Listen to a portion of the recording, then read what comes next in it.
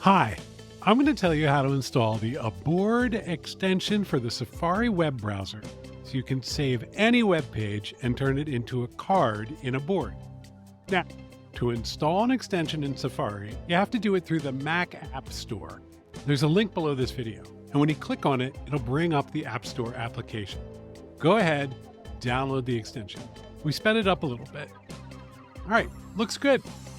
I'm going to open it up and it's going to say that it's currently on. I can turn it off. Don't turn it off. Cool. Notice that when that happened, right here in Safari, the extension shows up to the left of the URL. Now, that's not bad. And over here on another tab, I'm looking at a book called The Premonition. I'm going to save that book to Aboard by clicking the extension.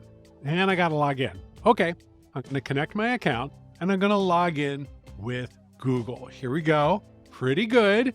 Working fine. So now that I am logged in, everything works the way you'd expect. I click the icon, it pops up a card, and I can save that to Aboard and keep browsing. That's all there is to it. It's in my board. Thanks for checking this out.